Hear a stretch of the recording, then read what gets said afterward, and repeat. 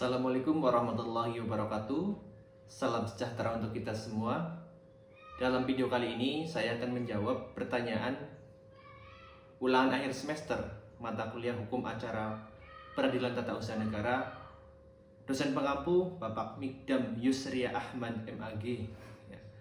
Mengenai yang pertama, jelaskan apa dan bagaimana saja yang dilakukan hakim dalam melaksanakan tugas di Peradilan Tata Usaha Negara. Nah, mungkin teman-teman sudah mengetahui ya bahwa hakim Pengadilan Tata Usaha Negara atau hakim PT UN adalah pejabat yang bertugas untuk memeriksa, mengadili, dan memutus perkara-perkara yang masuk di dalam lingkup tata usaha negara. Nah, bagian proses pemeriksaan gugatan dalam PT UN yaitu yang pertama, ketika gugatan itu didaftarkan kepada Pengadilan Tata Usaha Negara atau PT UN, maka gugatan itu akan diperiksa oleh panitera, yang mana pemeriksaan itu mengenai persyaratan formil. Kemudian ketika gugatan itu sudah masuk atau sudah ditulis dalam buku registrasi perkara PT UN, maka tahap yang berikutnya adalah permusyawaratan ataupun rapat permusyawaratan ya, atau biasa disebut proses demisal ataupun demisal proses ya, di mana pada proses ini yaitu sebagai filter ya, apakah gugatan ini layak diadili dalam PT UN atau tidak ya. Biasanya berkaitan dengan kompetensi absolut ya, apakah gugatan ini memang kewenangan PT UN untuk memutusnya, ataupun batas waktu putusan TUN ataupun kebijakan TUN ya, selama tidak melebihi 90 hari, maka PT UN itu wajib menerima ataupun melakukan pemeriksaan terhadap gugatannya. Nah, yang dilakukan hakim berikutnya itu memanggil para pihak yang berperkara ya. Itu hakim wajib memanggil para pihak yang berperkara untuk menyampaikan keterangannya. Adapun awal persidangan, sidang yang ditunjuk atau ditetapkan dalam penetapan hari oleh ketua pengadilan atau majelis hakim, atau sidang yang akan dimulai setelah panggilan kepada para pihak. Dan panitera mempersiapkan ruang sidang dan kebutuhan sidang dalam melapor pada majelis hakim atau lalu duduk di tempatnya. Dan majelis hakim masuk ke ruang sidang melalui pintu khusus dengan toga hakim, dan pengunjung sidang berdiri. Artinya pengunjung persidangan ketika majelis hakim memasuki ruang persidangan itu berdiri ya. Dan majelis hakim itu membuka sidang dengan ketukan 3 kali ya, diikuti dengan menyatakan sidang terbuka untuk umum dengan ketukan 1 kali. Artinya persidangan dalam PT UN itu terbuka untuk umum ya.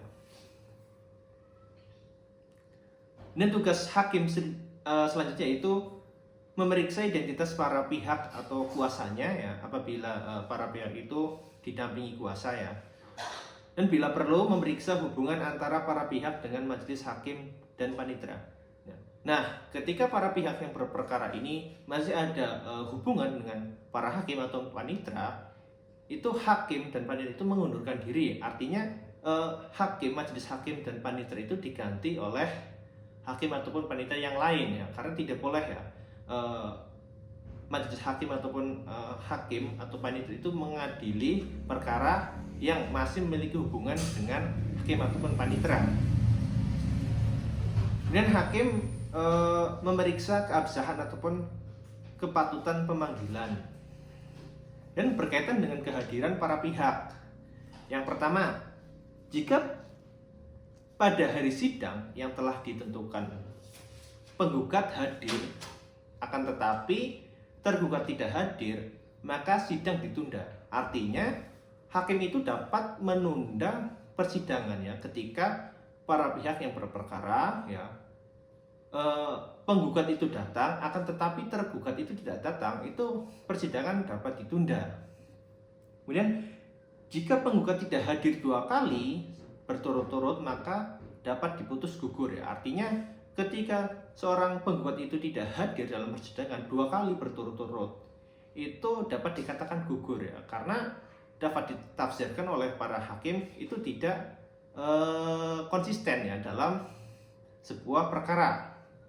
Kemudian jika tergugat tidak hadir pada 2 hari sidang tersebut, maka hakim ketua sidang dengan surat penetapan meminta atasan tergugat memerintahkan tergugat hadir atau menanggapi gugatannya. Artinya ketika seorang tergugat itu tidak hadir ya, dalam waktu yang telah ditentukan, hakim itu mengirimkan surat kepada atasan tergugat ya, ataupun atasan tergugat tersebut diperintah untuk memerintah tergugat ya untuk menghadiri persidangan ataupun memberikan tanggapan mengenai gugatannya. Ini sesuai dengan pasal 72 ayat 1 Undang-Undang PT-UN nomor 5 tahun 1986.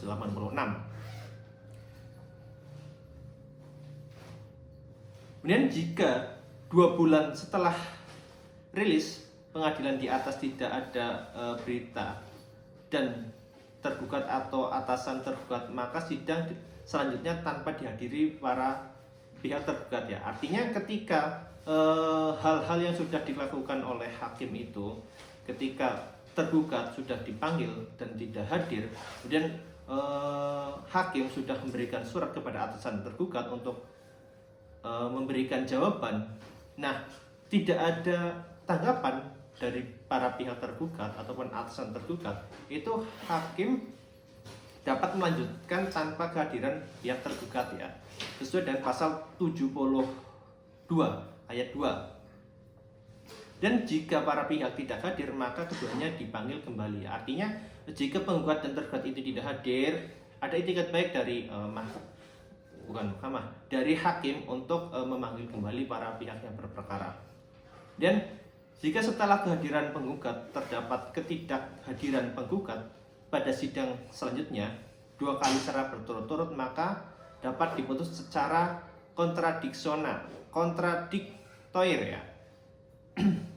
Artinya jika setelah kehadiran penggugat terdapat ketidakhadiran penggugat pada sidang selanjutnya 2 kali secara berturut, maka dapat diputus secara kontradiktoir sesuai dengan pasal 95 ayat 4 ya. Kemudian jika setelah kehadiran tergugat terdapat ketidakhadiran tergugat pada sidang selanjutnya 2 kali secara berturut-turut, maka dapat diputus tanpa kehadiran tergugat ya. Artinya ketika tergugat itu tidak hadir, maka dapat diputus tanpa kehadiran tergugat sesuai dengan pasal 95 ayat 4. Kemudian jika penggugat atau tergugat jumlahnya lebih dari 1, maka dianggap kedua belah pihak hadir namun tetap memanggil sebagian pihak yang lain. Artinya ketika penggugat itu berjumlah 2, semisal 1 hadir dan 1 tidak hadir, itu dinyatakan hadir, tetapi yang tidak hadir masih tetap dipanggil supaya hadir dalam persidangan. Kemudian yang dilakukan hakim selanjutnya adalah pemeriksaan persiapan, di mana pemeriksaan persiapan ini diatur dalam pasal 63 Undang-Undang PT-UN nomor 5 tahun 1986, yang mana sebelum pemeriksaan pokok sengketa dimulai, hakim itu wajib mengadakan pemeriksaan persiapan untuk melengkapi gugatan yang kurang jelas. Kemudian ayat 2, dalam pemeriksaan persiapan sebagaimana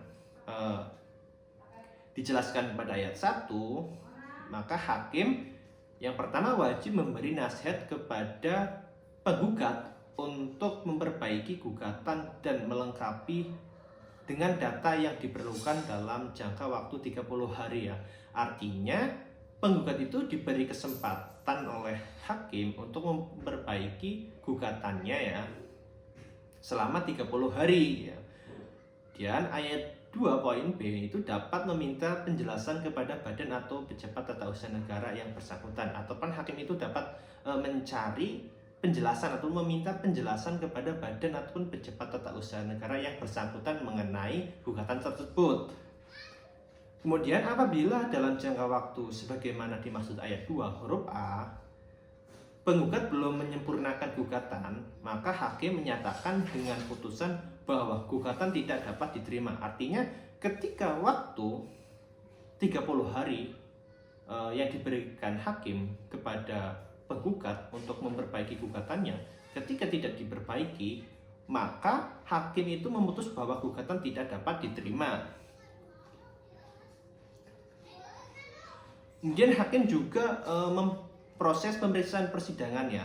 Nah, ketika pemeriksaan persiapan ini yang diperiksa adalah penggugat ya. Artinya hakim itu mencari kejelasan atau meminta kejelasan, mendengar kejelasan dari penggugat ataupun orang yang melakukan gugatan ya, terhadap putusan PT UN Badan TUN.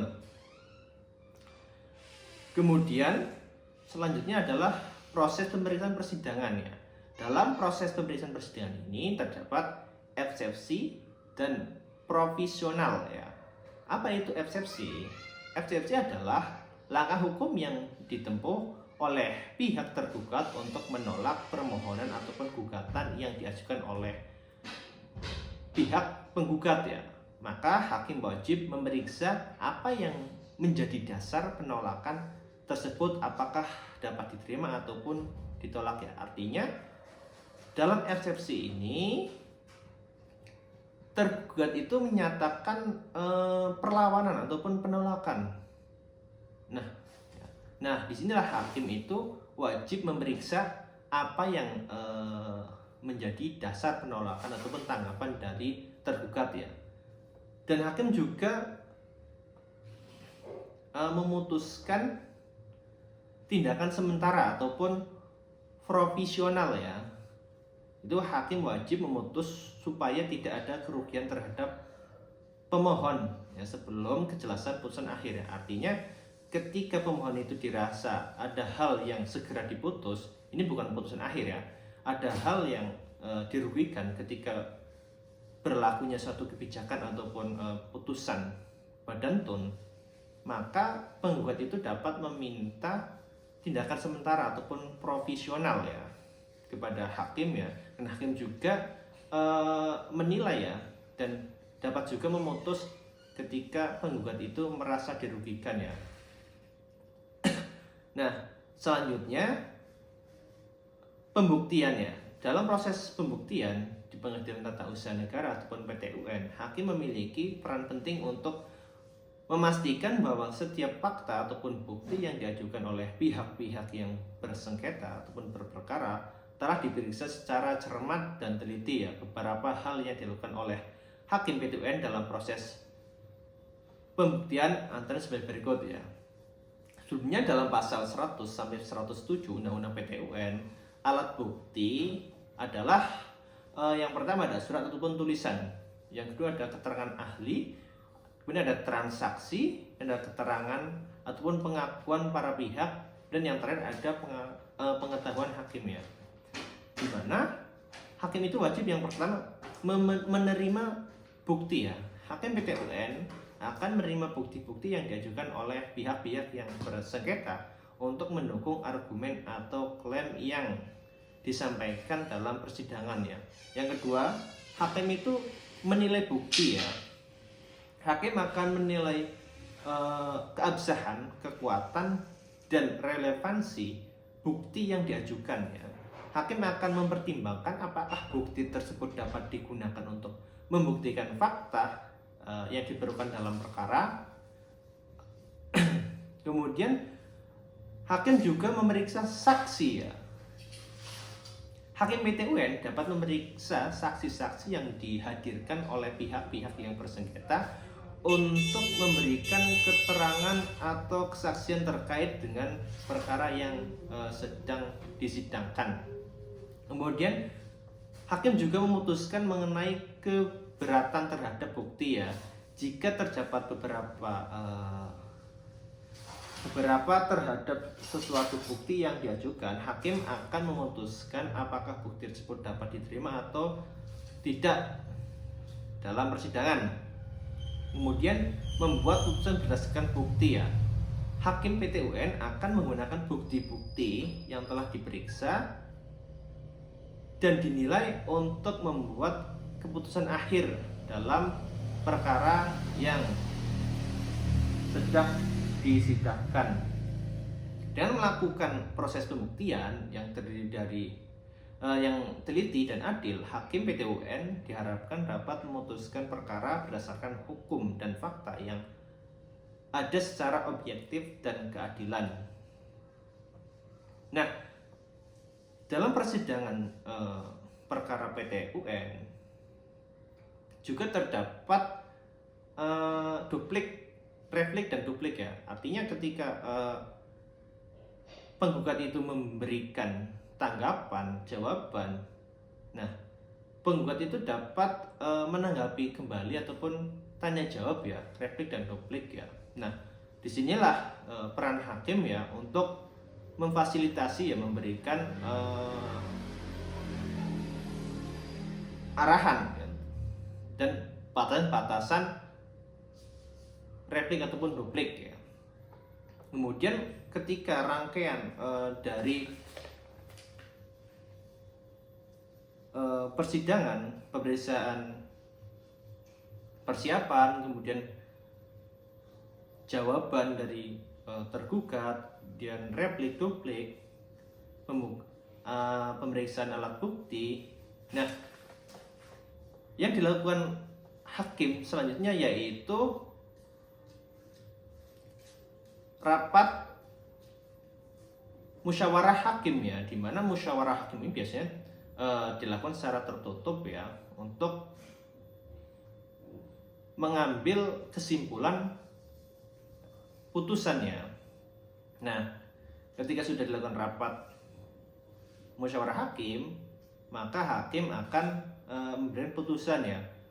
Putusan yang biasanya dikeluarkan oleh Pengadilan Tata Usaha Negara ataupun PT UN dalam menyelesaikan perkara, yaitu yang pertama ada putusan mengabulkan gugatannya. Putusan ini dikeluarkan jika hakim PT UN memutuskan untuk mengabulkan gugatan yang diajukan oleh pihak penggugat. Artinya hakim setuju dengan tuntutan yang diajukan oleh pihak penggugat. Yang kedua, putusan penolakan gugatan ya. Sebaliknya, putusan ini dikeluarkan jika hakim PT UN itu memutuskan untuk menolak gugatan yang diajukan oleh pihak penggugat ya. Hal ini berarti hakim tidak setuju dengan tuntutan yang diajukan oleh pihak penggugat ya. Kemudian ada putusan pembatalan keputusan administrasi. Putusan ini dikeluarkan jika hakim PT UN memutuskan untuk membatalkan keputusan administratif yang dianggap bertentangan dengan hukum atau tidak sah ya. Dan putusan penetapan, putusan ini biasanya dikeluarkan untuk menetapkan suatu hal yang menjadi perdebatan antara pihak-pihak yang bersengketa, namun tidak terkait dengan pokok perkara. Dan ada putusan pemberian ganti rugi ya. Jika hakim PT UN menemukan bahwa salah satu pihak telah menderita kerugian akibat tindakan ataupun keputusan Badan PON, hakim dapat memberikan putusan untuk memberikan ganti rugi kepada pihak yang dirugikan. Nah, itulah beberapa jenis putusan yang umumnya dikeluarkan oleh Pengadilan Tata Usaha Negara ataupun PT UN dalam menyelesaikan perkara yang berkaitan dengan administrasi negara ya. Kemudian yang kedua berkaitan bagaimana harapan Anda terhadap hukum acara Pengadilan Tata Usaha Negara di masa yang akan datang ya. Kemudian mungkin bukan harapan saya pribadi, tapi harapan umum masyarakat Indonesia mengenai peradilan tata usaha negara. Yang pertama mengenai efisiensi dan keterbukaannya. Harapan untuk meningkatkan efisiensi dalam penyelesaian perkara di pengadilan tata usaha negara atau PT UN, sehingga proses peradilan dapat berjalan lebih cepat dan efektif ya. Selain itu, transparansi dan keterbukaan dalam proses peradilan juga diharapkan agar masyarakat dapat memahami dan mempercayai sistem peradilan tata usaha negara. Dan yang kedua ada kualitas putusan yang tinggi ya. Harapan yang meningkatkan kualitas putusan yang dikeluarkan oleh hakim PT UN agar putusan tersebut benar-benar berlandasan hukum, kemudian adil dan dapat dipertanggungjawabkan. Hal ini penting untuk menjaga kepercayaan masyarakat terhadap lembaga peradilan tata usaha negara, tata usaha negara. Dan yang ketiga, penegakan hukum yang konsisten ya. Harapan untuk meningkatkan akses masyarakat terhadap sistem peradilan TON, termasuk pemberian bantuan hukum bagi mereka yang membutuhkan. Semua pihak harus memiliki kesempatan yang sama untuk mendapatkan keadilan di hadapan hukum. Yang kelima, peningkatan kapasitas hakim dan aparat peradilannya. Harapan untuk terus meningkatkan kapasitas dan kompetensi hakim dan aparat peradilan di bidang tata usaha negara, sehingga mereka atau masyarakat itu dapat atau mereka dapat menjalankan tugas dengan baik dan sesuai dengan standar profesional yang tinggi. Dan yang keenam ada kolaborasi dan inovasi ya. Harapan adanya kolaborasi antara lembaga peradilan, pemerintah, serta pihak terkait lainnya dalam meningkatkan sistem peradilan tata usaha negara. Selain itu, inovasi dalam teknologi dan prosedur peradilan juga diharapkan agar sistem peradilan menjadi lebih efisien dan responsif terhadap perkembangan zaman. Dengan memperhatikan dan mewujudkan harapan-harapan tersebut, diharapkan sistem peradilan tata usaha negara di masa yang akan datang dapat semakin memenuhi kebutuhan masyarakat ya, dan menjaga keadilan dan memberikan perlindungan hukum yang lebih baik bagi semua pihak yang terlibat. Mungkin itu yang menjadi jawaban saya. Kurang lebihnya saya mohon maaf. Wassalamualaikum warahmatullahi wabarakatuh.